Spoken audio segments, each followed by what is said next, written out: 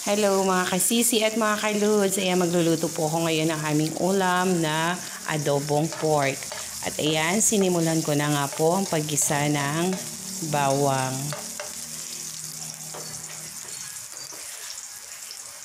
At pagkatapos po, kasunod syempre, ayan, sibuyas.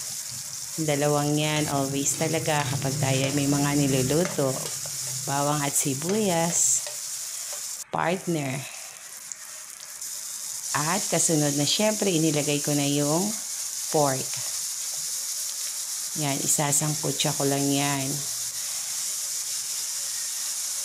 Kapag ako nagluluto ng adobo, meron po akong pamaraan. Minsan, pinapakuluan ko po yung pork. Nang sa ganun ay medyo malambot na siya bago ko po lutuin. Pero ngayon, gusto ng anak ko, wag na lang siyang pakuluan at isangkutsa ko na lang siya. Kagaya ngayon, ayan. Kaya hindi ko na po siya pinakuluan. Ayan, isasangkutsa ko muna siya at pakukuluin ko muna sa mismong taba niya or tubig na galing sa pork. Ayan nga po. Ayan, pakukuluin ko muna siya mismo at hayaan ko hanggang sa maubos yung kanyang tubig.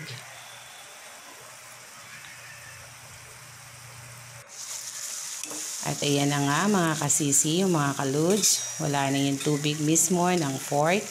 Ready na po siya. Ang unang-una ko pong nilalagay ay suka. Nang sa ganun po ay manuot mo na yung asim ng suka sa pork. Yan po yung aking pamaraan sa pag-aadobo. Pakukuluin ko po yung suka at kapag tuyo na siya, saka ko po lalagyan ng toyo. Ayan. Lagyan ko na po siya ng toyo at tuloy-tuloy na po yung aking pagtimpla. Kasunod nga po yan ay nilagyan ko na rin siya ng pamintang pino. Kasunod, laurel. At binudburan ko na rin po siya ng magic sarap. So, ayan lang yun po yung pamaraan ng aking pagtitimpla. Hindi na po ako nag-add pa ng asin. Kasi ayoko po ng medyo maalat siya. At pagkatapos nga po niyan, sabay ko na rin nilagay dyan ay ang asukal. Ayan, para medyo may konting tamis siya. Kapag ako din po pala nag-aadobo, dalawang klase din. Minsan, maanghang, naglalagay kami ng mga spicy. Pero sa ngayon, request ng aking mga anak ay ayaw muna nila ng medyo maanghang. Yan, ganyan lang po siya. At nilagyan ko na rin siya ng sapat lang ng dami ng tubig or ipapansabaw ko sa aking adobo hanggang sa lumambot yung fork ko na niluluto. Yan, maraming salamat sa nag-sponsor ng aming ulam ngayon, ng aking bunso. Ayan, pagsama-sama po kami sa bahay, andito yung aking tatlong anak, nagluluto ako ng request nilang masarap na ulam. Lalo na sila naman yung bumibili. Tagaluto lang si nanay. So, ayan. Ang sarap kasi kapag masarap yung ulam at sama-sama yung pamilya sa hapagkainan. Kakaibang saya ay yung nararamdaman habang kumakain. So, ayan, palalambutin ko lang po yan. Ayaw po nila ngayon ng medyo din may sabaw. Pero kadalasan pag ako ay nag-aadobo, masabaw siya kasi sabaw pa lang ng adobo ulam na. Pero ngayon, gustong-gusto nila yung tuyo kong adobo.